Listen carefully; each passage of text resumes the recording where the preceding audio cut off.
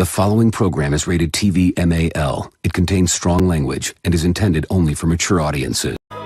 I'd rather get it out the mud than get it for free. I'd rather settle it up front than run and retreat. I son these niggas just for fun, no need for caprice. And if you tell me that I'm done, you must think I'm deceased. With every breath I take, I'm taking it further. Fuck the word a couple times and deserter. Killing niggas off with every word, I'm talking first degree murder. Just sit back, relax, be the observer. See niggas really want me out of line, I'm seeing the signs. Every time I speak what's on my mind, I'm reaching divine. No, I need my mental realign, so I'm taking my time. But I can't let these people just define what they don't understand. I'm a real nigga, it's deep in my veins. And if you cut me open right now, you'd understand the reason I speak with the pain. I know a lot of people seek my defeat and it's strange, cause they gon' be the real reason I peak with the fame. All these opinions from people who never made it, I truly would rather speak with the greatest. I'm talking Drake, Cole, and Lil Wayne. Man, I know I ain't famous, but I'ma make them seek me out when they play this. The name is King Art, reppin' that Southeast. Niggas always doubt me, but I keep it real. Other niggas hella mouthy. Pillow talking niggas always saying shit about me. Every time we bring it up, the conversation get cloudy, so I learn to move different. I never ask for permission, only forgiveness from the people who would choose to listen. A lot of niggas turn they back, I guess they mood switching. I tried to hold it all in, but man, it's too tempting. Listen, we don't compare, I thought you knew different. I thought you knew better than this, I guess you fool slipping. See, jealousy gon' take control and have you tomb digging. And we gon' leave you in that bowl like the spoon missing.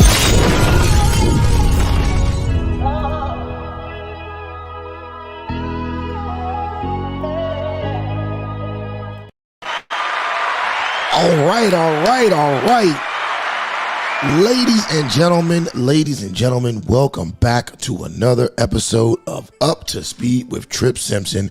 I am your host, Tripp Simpson, in the building. The king in the north! The king in the north!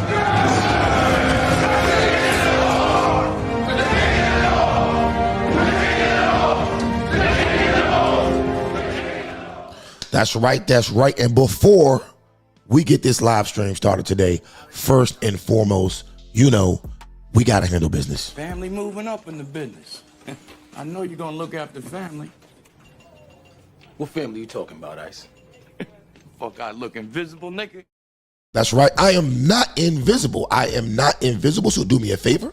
If you are watching live on YouTube, hit that like button, hit that subscribe button, and tap that notification bell and select all. If you are watching live on Facebook, hit that like button, hit that share button. Also, don't forget to comment in the comment section below. Also, if you're watching on Twitter, hit that like button, hit that retweet button. You know how we do. Now, got a pretty good show for you guys today. The topic of today's show is going to be the juice ain't worth the squeeze. Post-wall, and by post-wall, I mean women over 35 years old, post-wall women are delusional about their worth. That is right. So I got a couple examples I want to give you tonight. But before we get into tonight's main topic, I want to address some feedback I've been getting from some people lately over the topics that I choose to discuss on this show, and some of the things that I post on my social media pages. So the other day, I made a Facebook post about Killer Mike getting locked up. I also proceeded to do a whole one hour live stream on the topic. And I got into detail about why I said what I said. But nonetheless, I had a few comments under my Facebook that basically tried to scold me and say that, or ask me why I never talk about white folks, which is a lie. And also, why I'm always coming down on my own people, which is also a lie. But then I got to thinking about those questions. And I started to wonder, what exactly is my own people? And why is it that black folks are willing to accept the most detrimental behavior from our own people and then act like it's the end of the goddamn free world when someone from another ethnicity so much as sneezes in our direction. Case in point. The other day I saw an interview by T-Pain. He was discussing the royalties and the credits he gets for the work he's done in the country music industry. So then out of nowhere, he's like, but I no longer want my name associated with country music, with the country music that he produced, because the music is racist. Talking about country music. He then went on to say he just wants to check. That's all he's concerned with. He doesn't care about his name being on it. But I don't understand. My question is, how can you sit up here and shame an entire genre of music that pays you well, by the way, and also never even makes race an obvious issue in their music, but then turn around and support a genre like hip hop, which we all love, that is first and foremost owned by a non-black ethnic group, and 95% of the shit they promote in that music is literally about degeneracy and death. It makes no fucking sense to me. And it's not just T-Pain. He was just an example. I mean, damn. Shit. But you know what? No. I'm gonna get back to my original point, because I could veer off all day and keep going on tangents. The reason that it appears as if I talk about my own people or black people on the show is because the majority of the anti-black sentiment and propaganda I see is mainly coming from black people. I spent the whole entire hour talking about how Killer Mike used the George Floyd situation in tandem with the Tulsa riots to sell you a dream about black-owned banks, or a black-owned bank that's not a goddamn bank. And I showed you the receipts. I showed you the receipts of how this nigga totally sold y'all out for a quick check. And the only things niggas can say to me is, well, white people do it. I can't hold you, man. Ladies and gentlemen, I'm beyond my breaking point with niggas at this point. I have no desire to participate in or be a part of the fuck shit that you niggas call African American culture.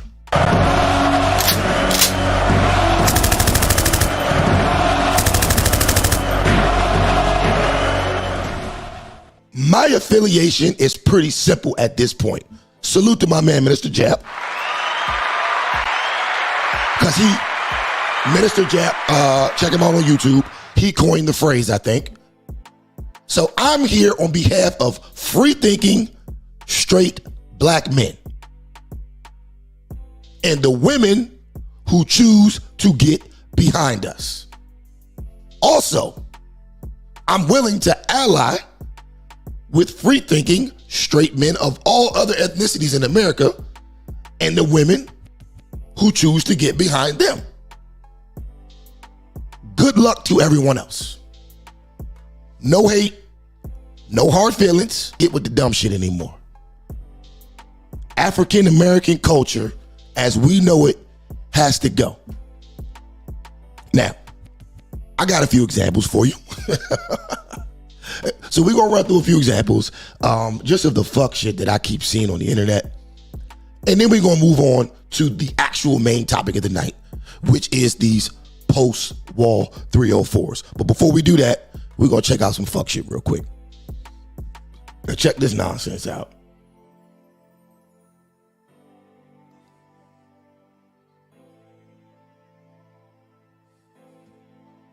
All right, let's see what we got.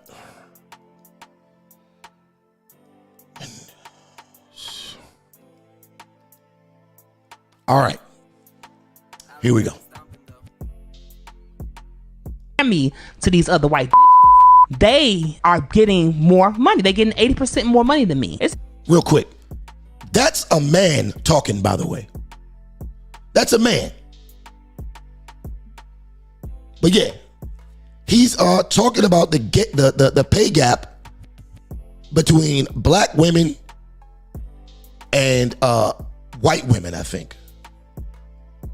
That's what I believe that's what he's talking about. Let's go. It's a lot of work, and it's all across the board. I'm not being paid what I'm supposed to be being paid. When you compare me to these other white they are getting more money. They're getting 80% more money than me. It takes a lot of work. When he say me, he's speaking on behalf of, I think, Taraji P. Henson, I think. To get to that level, or to get to in front of people to say, okay, we're going to have cameras around you now, and you're going to do what you do. We trust you to do this because you've done a good job. This woman, Viola, she said she went to fucking Yale. That was expensive. Okay, so to go to that type of limit and then do all that it takes to get to the type of work that would require you to win these kinds of awards, and you still making a 10th? First of all, being on these corporate jobs and learning about professionalism, it's a white idea. Okay? To learn about professionalism because you learn how to play their game.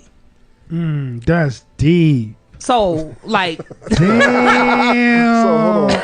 Professionalism don't even fucking exist. He just killed that shit. Hold on, rewind. All right, shaking my goddamn head, man. I'm shaking my goddamn head.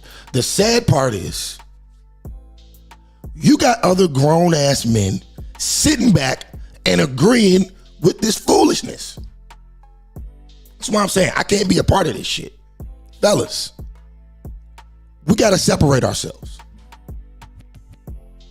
I mean, shit. We at the point now where we just making everything racist, and it's not a good look. This is why Ben Shapiro and all them extreme right-wing assholes, this is why they be crushing niggas with the whole DEI debate. There's no credibility to your argument, and you make the whole race look bad, because at the end of the day, when you accept that narrative, you are automatically calling yourself less than. You're automatically doing that. But anyways, let's get to the next example. This next one is also ridiculous. Let's go. All right, here we go. Where we at? Boom.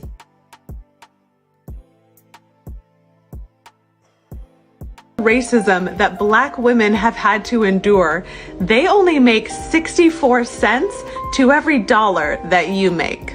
So as a fitting start to Black History Month, I want to take what you will make today, multiply it by 64%, and then take that difference and give it to some Black women today. This shows that you are honoring them, that you are appreciating them, and that you are dedicated to equity. And Black women, you know what to do. All right. Now listen to what she just said. Listen to who she's directing it to, and listen to who she's advocating for. We're going to play this one more time. Hey, white men. Due to systemic and structural racism that Black women have had to endure, they only make 64 cents to every dollar that you make. So as a fitting start to Black History Month, I want to take what you will make today, multiply it by 64%, and then take that difference and give it to some Black women today. This shows that you are honoring them, that you are appreciating them, and that you are dedicated to equity. And Black women, you know what to do. All right. So first off, let me turn my phone off real quick. First off, this is why diversity, equity, and inclusion doesn't work. This broad is supposed to be a whole medical doctor. Let me ask you this. Would you let a motherfucker with a hand tattoo operate on you? But damn that. Let's keep it a buck. Would you let a woman, with a hand tattoo operate on you? She can't even be taken seriously. But like I pointed out earlier, she's directing this nonsense to white men and only advocating for black women. And you got simp ass niggas that back this silly broad up. We constantly let these spineless, feminine Jezebels spark off beefs and debates that, one, don't have any benefit to us as black men, and two, they ain't actually gonna bust a grape in a fruit fight if shit gets to popping off. You gotta realize, we are not 50% of the US population. If there's a race war, we're going to lose. We're going to lose, and ain't none of these loudmouth female activists gonna do shit to help. And when it's all said and done, they'll be laid up with the ops after we're all smoked. But I digress. There's one more thing I gotta show y'all before we get to the main topic. I want y'all to check this out real quick. I thought this was very interesting. Another black eye on the legacy of African American culture, but I'll let you decide for yourself. Hold on. All right, let's get this off of here. All right, here we go. All right. So, if you haven't heard, baby Birdman Williams and his brother Ronald Williams have been honored and given the key to the city by the mayor of New Orleans. Let's read the tweet. It says, "Congratulations to Birdman and Slim. Yesterday, I presented keys to the city of New Orleans to Brian Birdman Williams and Ronald Slim Williams. Thanks for the contributions to music and the commitment to the community. Johnny and Gladys Williams would be proud." Johnny and Gladys Williams would be proud. You know, the crazy part about this is that these niggas, and don't get me wrong, I love Cash Money music, but I gotta call a spade a spade. These niggas literally pioneered the soundtrack to one of the deadliest cities in America. New Orleans is like the undisputed champion of being the murder cap. I think they've probably been the murder capital 10 times out of the last 30 years. All Birdman and his brother did was produce rap songs about destroying the city of New Orleans. And then they get the key to the city. You can't make this shit up, man. You can't make it up. But let's see what Birdman had to say. Hold up. Damn, fuck up. All right, here we go. Came easy for us, coming from uptown, and I'm gonna continue. I ain't done with it. That's why I never really cared about doing this, but I always felt like if you be honored, that means you finished what you've been doing. I'm not finished yet, but I'm done. Yeah. Man. Never came easy. So there we have it, man.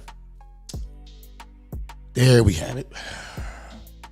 In 20 years, this will be the new Black history. This will be the new Black history. Birdman and Slim, Black history heroes of New Orleans, Louisiana. Given the key to the goddamn city. That's damn near almost literally like letting the inmates run the asylum. Well, I mean, not literally, more so symbolically, but you get my point. We went from Medgar Evers, Malcolm X, and Frederick Douglass to Birdman, P. Diddy, and Jay-Z. What's my point, though? My point is, this ain't gonna end well. You think this shit is bad now? It's only gonna get worse. Think about when we were kids. Think about when we were kids, when they ushered all of this shit in, when they really hyped the gangster rap music and all that Hot Boys and No Limit shit. Think about it back. Think about back then. Shit wasn't like it is now. it's gonna be 10 times worse than this by the time our kids become us. But anyways, we're gonna move on. Like I said, I'm done with African American culture. I'm only dealing with free thinking, straight black men and the women who want to get behind us. That's it. And our allies of free thinking straight men in other ethnicities. So, all right, ladies and gentlemen, we are now going to start our main topic of the night.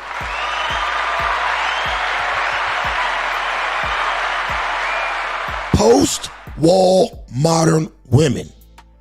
Is the juice worth the squeeze?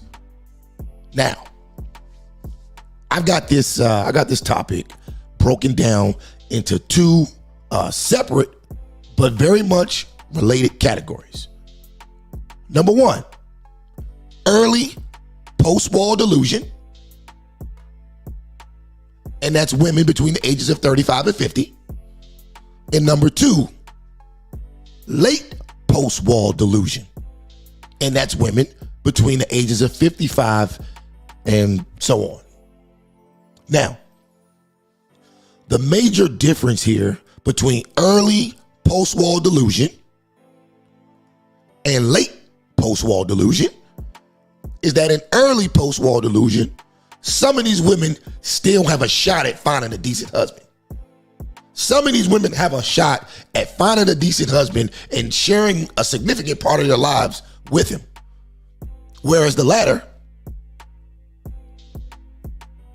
is pretty much a lost cause.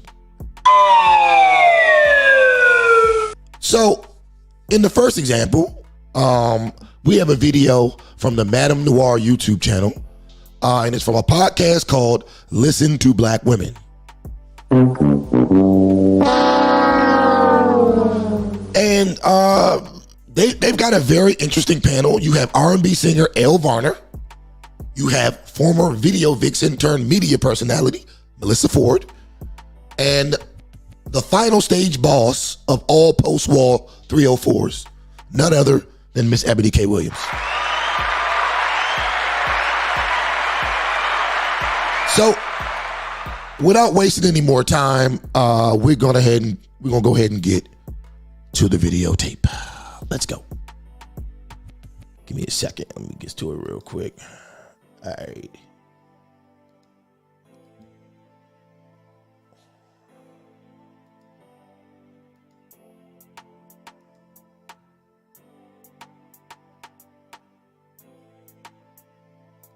Amongst black women and beyond.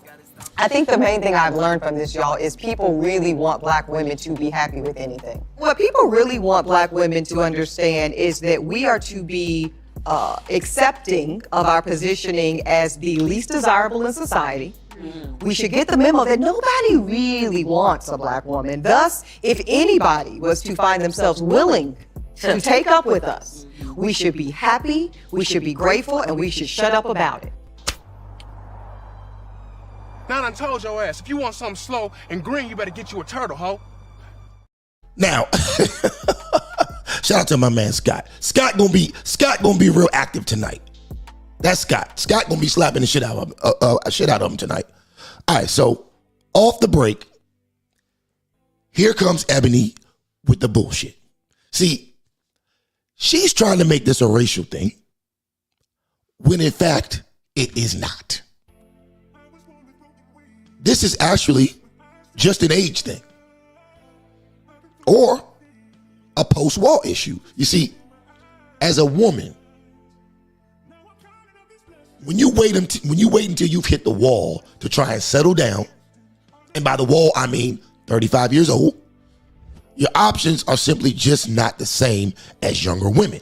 And if you're still acting like you have the same options as a 25 or 30-year-old, you're probably going to keep running into the same problem.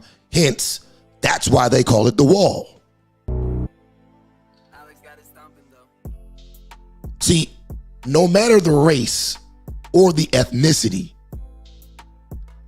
hell, shit, you can go to Asia, right? You can go to Asia. Once these chicks in some parts of Asia, like China, Japan, these places, once they hit 27 years old, it's over for them. Now, in the U.S., black women are pretty much trained to waste their early years chasing dick and making babies by niggas who haven't committed to them. So I can see why Ebony feels like this is a race thing, but in actuality, it's her post-wall delusion that's kicking in and telling her that she deserves the man of her dreams because of what she's managed to accomplish. But unfortunately, nothing could be further from the truth. But I digress. Let's keep it moving. And if you are a black woman that dares to push back on that mythology, because that's what it is, it's a damn lie from the pits of hell. Right. If you were to push back on that and insist upon a value system, insist upon a criteria, insist upon just a standard into which we want to operate romantically, we are demonized. Yes. We are, we are seen as ungrateful, and eventually we become the ungrateful, angry black woman. And I personally won't have it. Every single time. Yeah. And you know what was really disgusting to me? You got a lot of backlash, and Now I done told your ass, if you want something slow and green, you better get you a turtle, ho. Now let's hold up a second. Look at this chick, man. Look at this chick on the screen. How does she expect a grown-ass man to take her seriously looking like this? She's got on 2 pounds of makeup, a goddamn yellow wig, a big fake-ass drawn-on eyebrows, double XL lashes, and neon green fake fingernails. This bitch looks like RuPaul.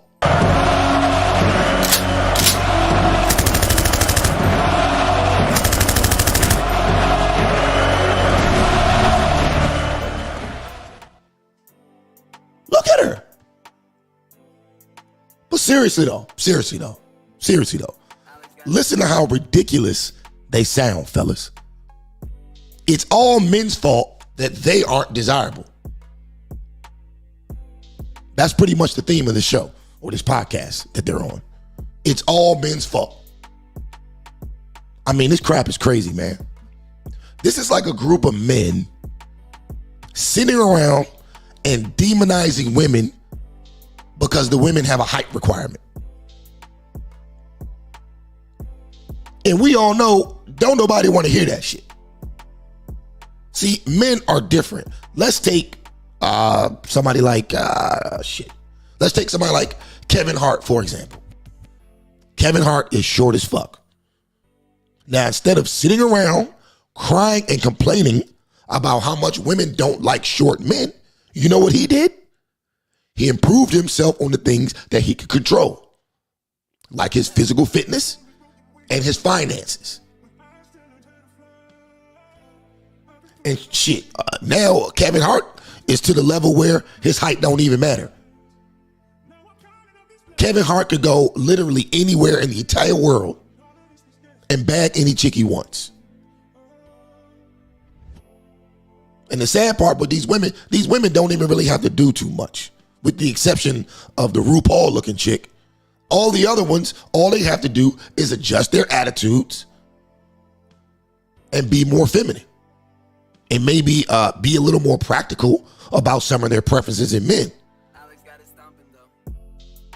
Let's continue though. And then I believe it was Tyler Perry who came on the flip side and basically said that we need to start looking at men that don't make as much or the stay-at-home dads and considering them. I think his exact thing was, I mean, if he can contribute to, the light bill, then the light bill, but but he makes you happy in all other areas, then I mean, and he met you at your worth. I thought he'd actually said he met you at your worst. I was like, wait, what are we even saying? What's this thing? What is this story that we're being force-fed? It's gross. And they were applauding him. I was just like, this is, first of all, Tyler Perry makes movies where the bus driver looks like Boris Kodjoe. And in that case, bring him on. Every single woman would be like, girl, I'm dating a bus driver. Oh, you want to see him? You know what I'm saying? So, yes, that's a factor. And it's like, I kind of feel like it was a gotcha moment with you. Yeah. Because it was just like,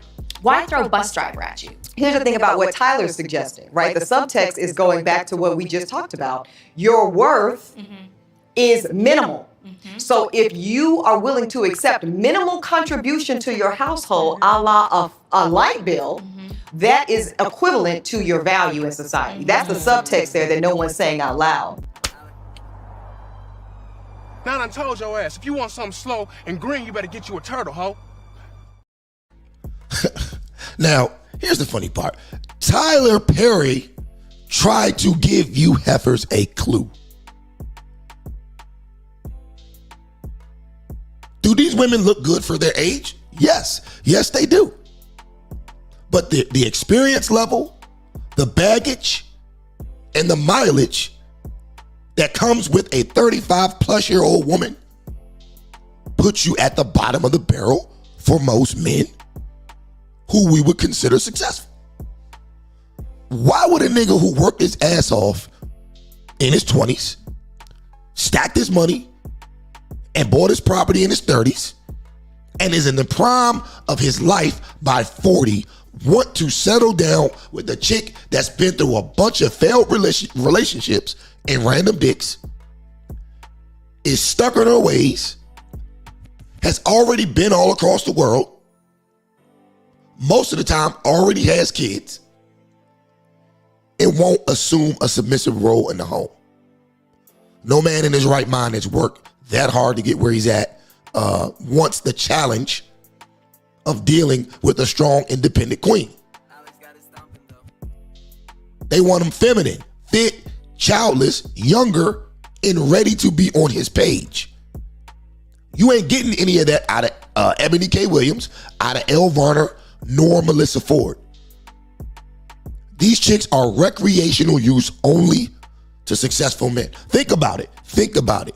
None of these women are known to have actually kept a man for an extended period of time. Ladies, y'all can listen to them if you want to.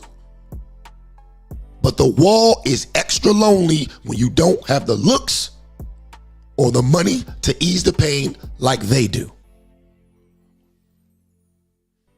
Let's go. But the other subtext in there is the assumption that Black women's only option is to date Black men. The conversation really never gets examined as to the other options that Black women have. You know, and listen, I understand wanting to be race loyal. I understand wanting to, if you're a Black woman, you want to marry a Black man, you want to have Black children. I totally get it. But the reality of the situation is that I feel like, and I'm sorry if I'm offending anybody, I feel like Black men don't really want to have the conversation that Black women actually do have more options that are available to them than are ever kind of proposed. Yeah. Because yes, Black men, sure, it might be a little bit more difficult. But if you are willing to date outside your race, the options open up. All right, so if this were actually true, then why aren't any of these women on the screen wiped up by men of other races? If this were actually true, why are the numbers of Black women married to other races under the double digits? It's like at 1 or 2%. Also, real talk, Black men, we don't give a shit about y'all dating outside your race. Knock yourself out.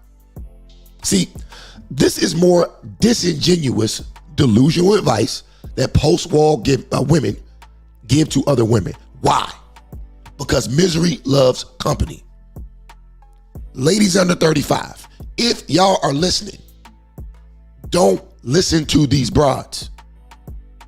There are no other races of men in the entire world who are beating down the door to try and date 35 to 50-year-old Black women, except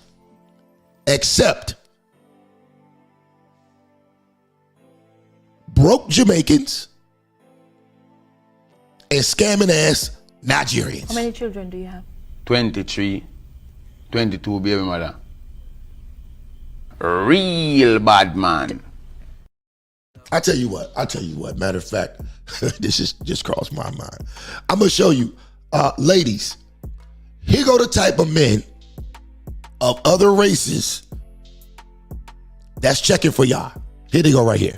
Shiggity wickedy slam, lick up me talawa, tan pan it long. If you're looking for your 1 minute man, goddamn, she get it wrong. Big bomber class, play for bustin' on me head. A sexy gal say she want to give me head. When me fuck pussy, pussy turn red. Gymnastic, now the pussy dead. When there they go. Those are the men of other races looking for American women past their prime. One more time. Here you go, ladies. Don't all get to his DMs at once. Shiggity wickedy slam, lick up me talawa, tan pan it long. If you're looking for your 1 minute man, goddamn, she get it wrong.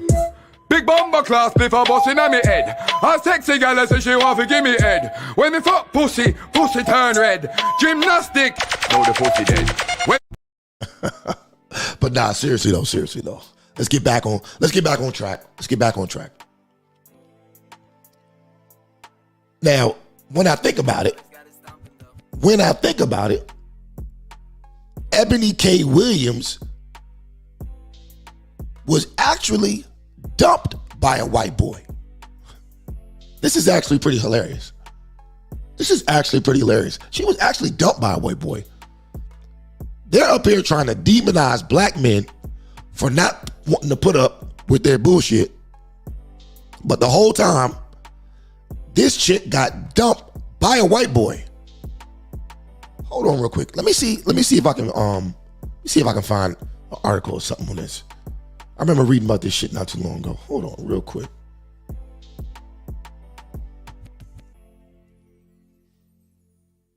Boom, here we go right here. All right, bam. All right, check this out. Ebony K. Williams' ex-fiance revealed as CFO Stephen Glenn as source shares what led to the split with the Real Housewives of New York star. All right. Ebony K. Williams' former fiance's identity has been revealed.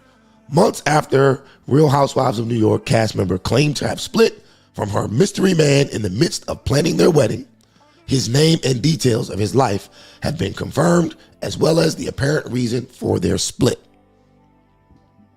On August 5th, the Daily Mail revealed Ebony's ex-fiance of nearly 4 years is Stephen Glenn, the managing director, CFO, and COO of Warburg Pincus, a private equity partnership that has invested more than $94 billion in 940 companies since it began 50 years ago.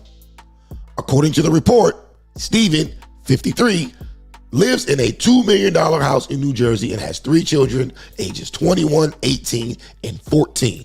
Now, this is interesting because at the time, Ebony was 34. He's 53 at the time. All right. As Real Housewives of New York fans may have heard, Ebony, she's 37. 37 has blamed their breakup on Stephen's decision to stay with his children, 2 of whom are adults, amid the coronavirus quarantine instead of making her number one. She's crazy. And that's why he dumped her. That's how he dumped her. Only a post-war delusional woman would tell a man with 3 kids, 2 of whom are, yes, adults, but young adults, not to be with his family during the coronavirus. Only a delusional post-war woman would try to make herself number one in a man's life who already has children, and they're not even married. But let's continue with the article. However, as an insider alleged, they were never headed to marriage, and Ebony never took interest in his family. The quarantine thing was just a convenient public excuse. The relationship wasn't going anywhere. It wasn't really heading towards marriage, the insider shared. While Ebony told the ladies of Real Housewives of New York that seeing Steven with his children made her understand that there is nothing like that parental love, that bond, the insider went on to say that a person could count on the fingers of one hand the number of soccer games or events she attended during the romance. The kids barely knew her and she barely knew them. She just wasn't engaged in that part of his life at all. They really weren't a New Jersey couple. She didn't really engage in his life there. They were far more about New York, the insider continued. The source also alleged that Steven had paid for her to live in a 3-bedroom apartment in New York's Four Seasons residences. While appearing on an episode of The Wendy Williams Show earlier this year, Ebony said her relationship with Steven ended after he put his children before her in the midst of the pandemic. He chose to quarantine in New Jersey with his semi-adult children, and for me, listen, I'm not a parent yet. I get that they are number one, but I need to be number one, and I wasn't number one, so I needed to move on, explained Ebony. He's a lovely man, just wasn't for me. He's older, he's been there, done that, didn't really want a new baby and all that stuff. I want that stuff. Can't make this shit up. You can't make this shit up. Can't make it up, man.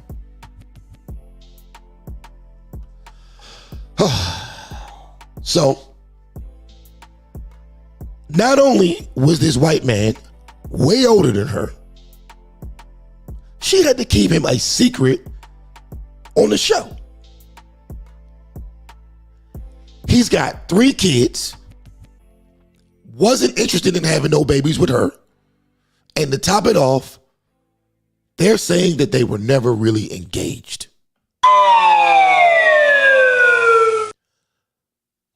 Now, what does that sound like to y'all? What does that sound like to y'all? It sounds to me like the white guy had her for recreational purposes. He cold. She belongs to the streets. Sound like he had her for recreational purposes.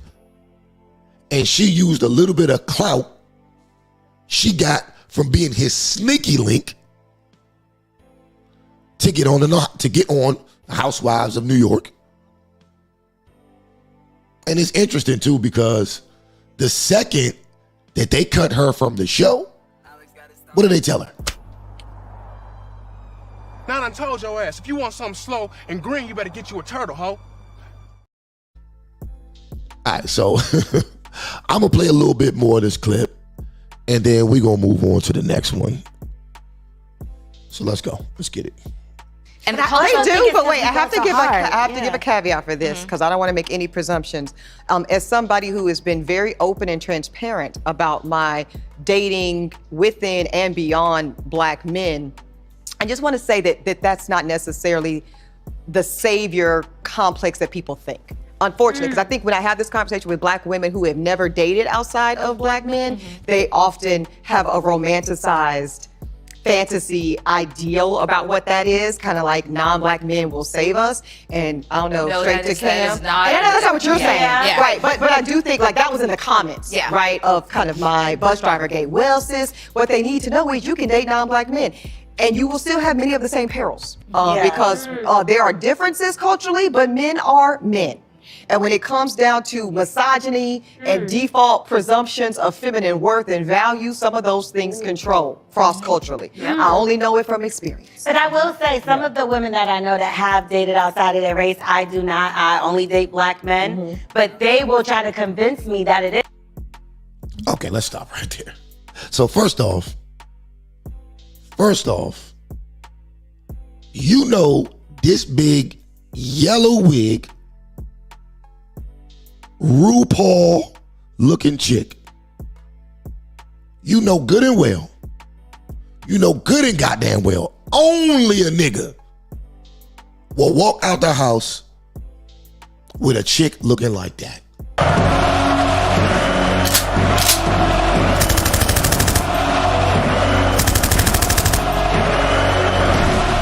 You know she ain't dating outside her race. You know she ain't dating outside her race. She didn't even have to say that for us to know. But on a serious note, I almost want to give Ebony credit where credit is due. Why? Because she sort of clarified that all men want the same shit.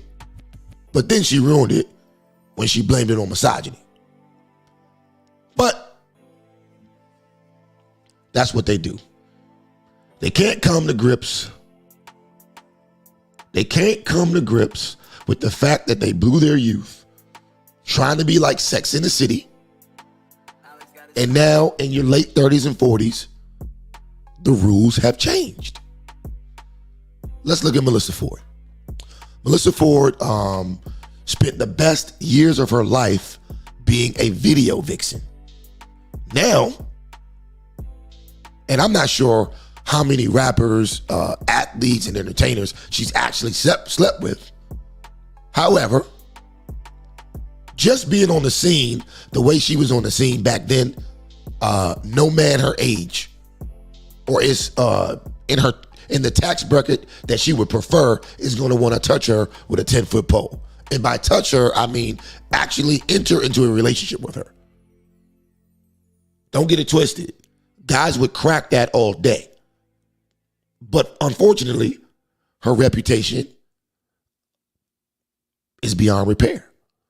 And that's because of the stigma that she has from being a video chick alone. It's kind of hard to shake. I mean, whether she screwed a bunch of dudes or not, no one's going to believe that she didn't. Because in every rap video she was in, niggas are drinking about fast women and living a life. And she represents fast women in every video she was in.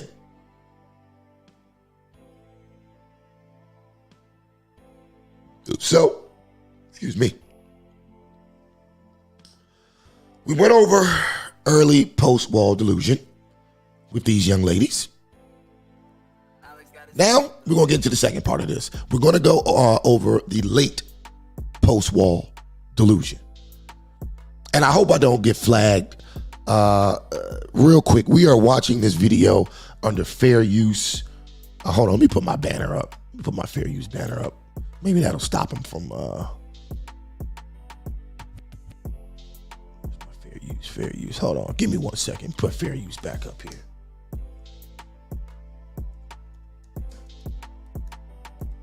All right, let's go. All right, there we go. We got the fair use up there. Hopefully, we don't get blocked. All right, so there we go. Post-wall delusion. Late post-wall delusion, sorry. Now, I don't have a ton of stuff to say about the women featured in this next video that I'm going to play. One of them is a widow.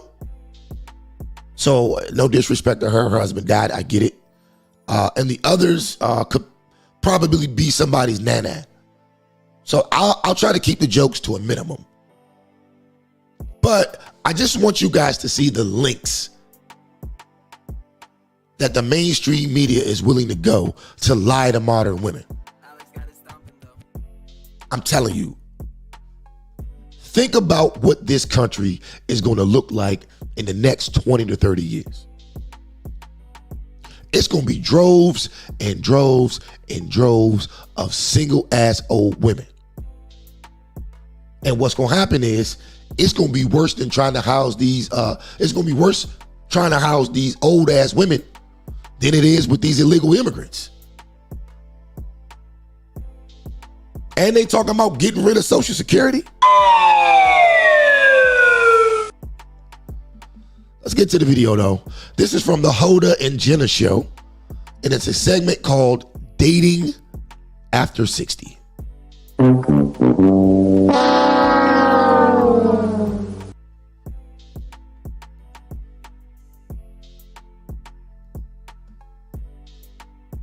One second. All right, here we go.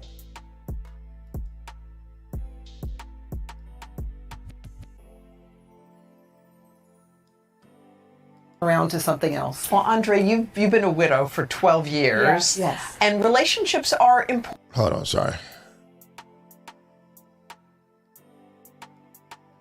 Here we go.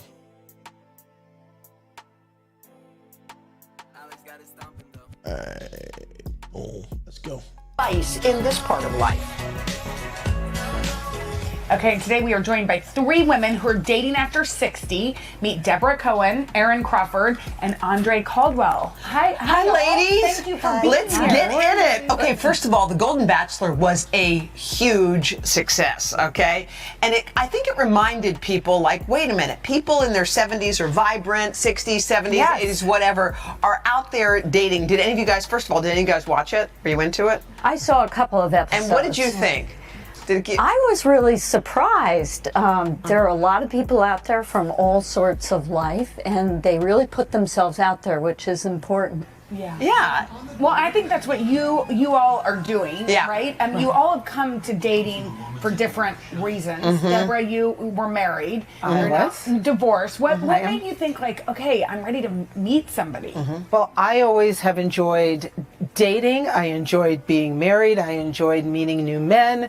And it wasn't a part of my life I was willing to give up. Yeah. I mean, who doesn't want to get dressed up and go on a dinner date with a handsome guy? And I wasn't willing to turn it in yet. Well, and the confidence to get out there and go for it. I mean, that's something. Sometimes we all lose our footing a little. It's like, oh, do I still have my mojo? Can I do it? How do you have the confidence to get back in the game? I think it's fake it till you make it. Yeah, right? yeah. And, you know, I think if you start to find something you connect with with another person, and you just build on it from there. So it may be awkward in the beginning, but it can quickly turn around to something else. Well, Andre, you've been a widow for 12 years. Yes. And Whoa, Lord. Let's hold it right there. Let's hold it right there. Now look, I love my wife. And we signed up for death do us part. Death do us part, sickness and health, all that good shit. I don't give a damn how she looks at the age of 60, 70, or 80. I ain't going nowhere. We in this thing together. We ride together. We gonna die together. All that. All that. But if an unfortunate circumstance happened where we got a divorce, or if she passes before me, oh my mama, I ain't checking for no chick over 50 years old.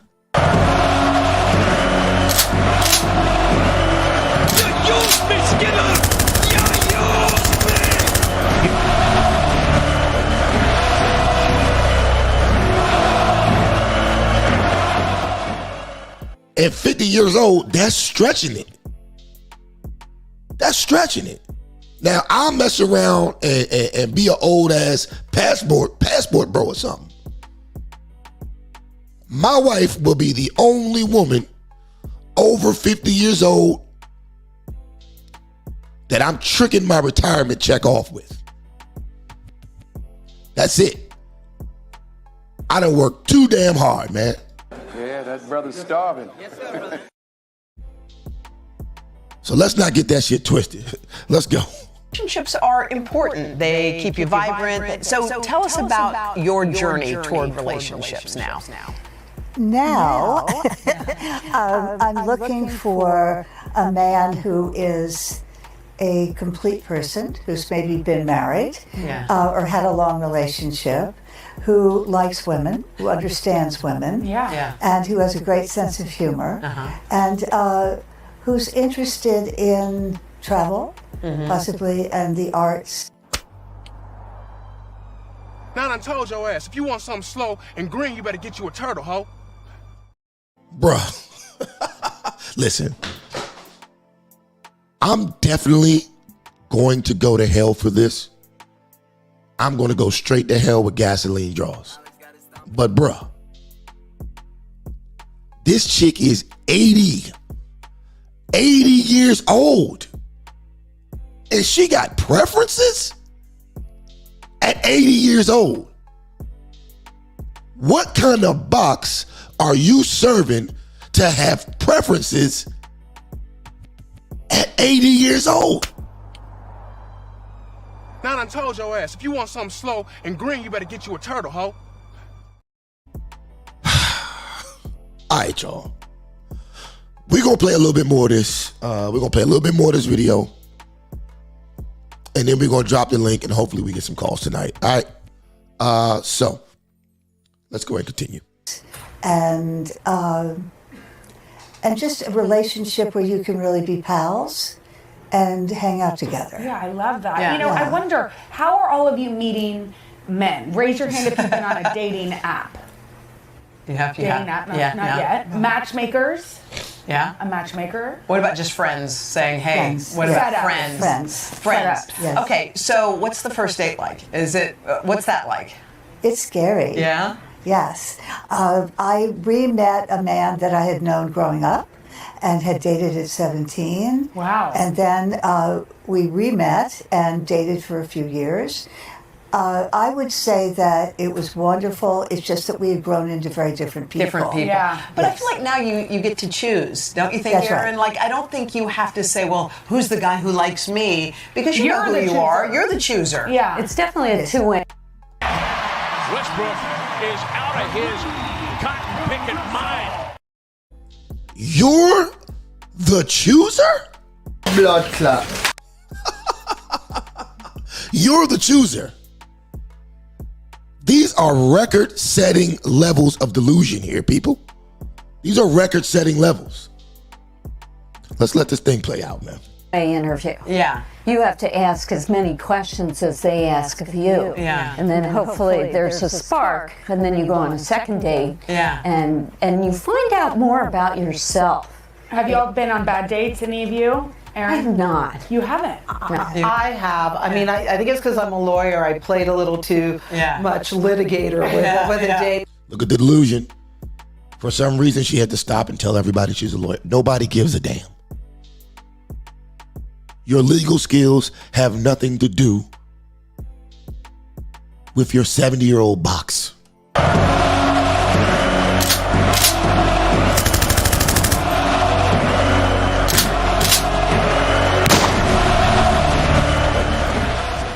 And that's no disrespect, but I just don't think these women get it. I don't think these women get it. I really don't. Let's go. Once and spooked him, so I learned never to do that again. I think what's fun about dating at this age is you don't have to pretend, you don't have to act like you're, it's like, who cares? You've been on a date where you were like, by the way, I go to bed early. I literally got up, I was like, I'm exhausted. Nothing again, and he was actually a very nice person, but normally I would have stayed. Pretended. And stretched it out and been exhausted, but instead I was like, I like you, I'm tired, I'm leaving now. Nothing against you, I'd love to see you again. He was like, who's this, what? All right. All right. We're going to stop the bleeding. We are going to stop the bleeding right there. We're going to stop it right there. All right, we're going to stop it right there.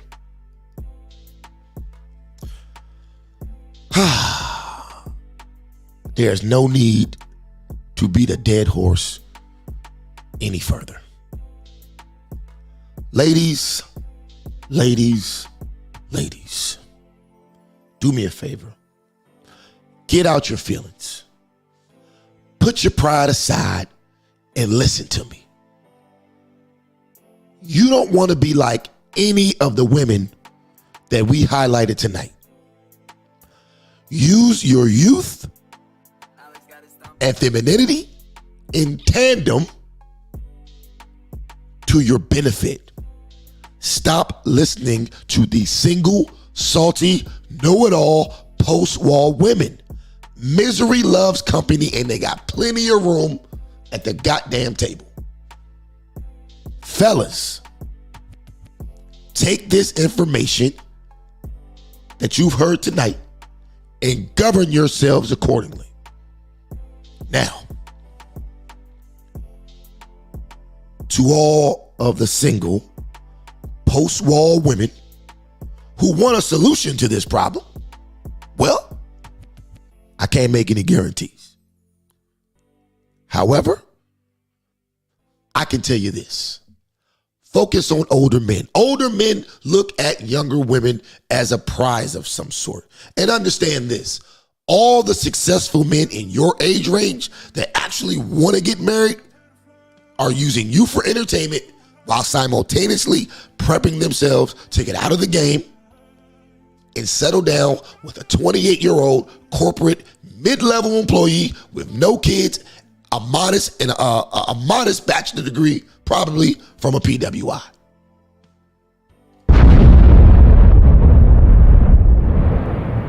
But look, I'll make it simple for you. Age 35 to 40, get you a guy around 50 years old. Age 45 to 50, get you a guy around 65 years old. Age 55 to 60, get you a guy around 75 years old. Age 70 and up, check for a pulse and respirations.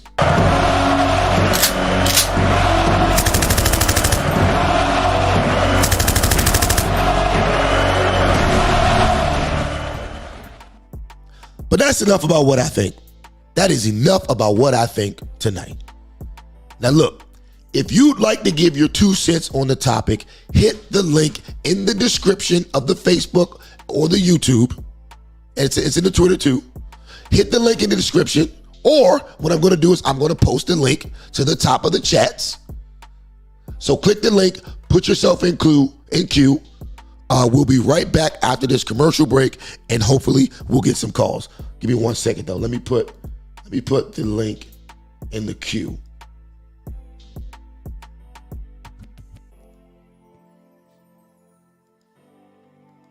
Here we go.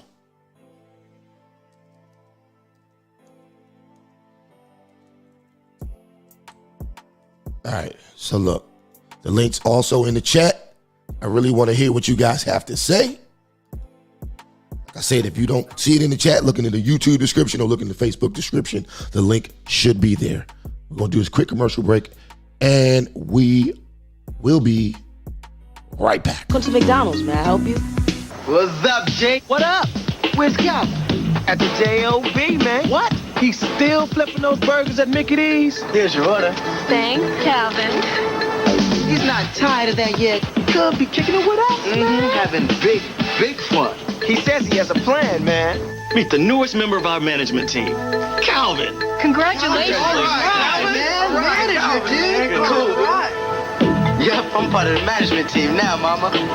Oh, baby, I'm so proud of you. Don't rip my boy too hard now. Yeah, you're right, because he does wear some fresh clothes.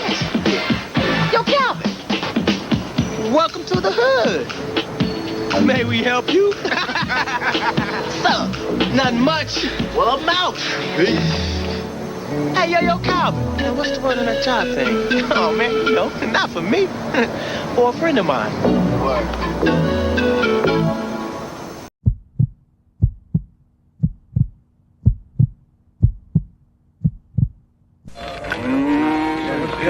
I don't know what chicken. Hey, Cookie, more pecani sauce. This ain't paste pecani sauce. What's the difference? Cookie, paste pecani sauce is made in San Antonio with fresh vegetables and spices by people who know what pecani sauce is supposed to taste like. This stuff's made in New York City? New York City? Get a rope. Pick up the original pecani sauce. Pick up.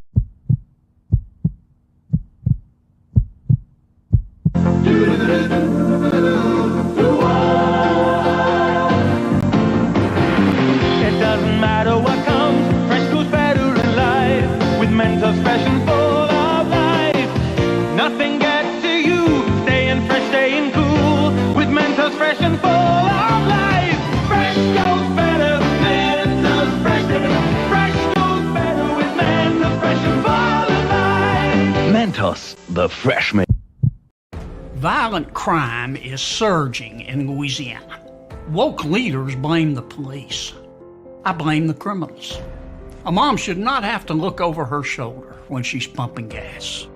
I voted against the early release of violent criminals, and I opposed defunding the police. Look, if you hate cops just because they're cops, the next time you get in trouble, call a crackhead. I'm John Kennedy, and I approve this message. All right, we are back.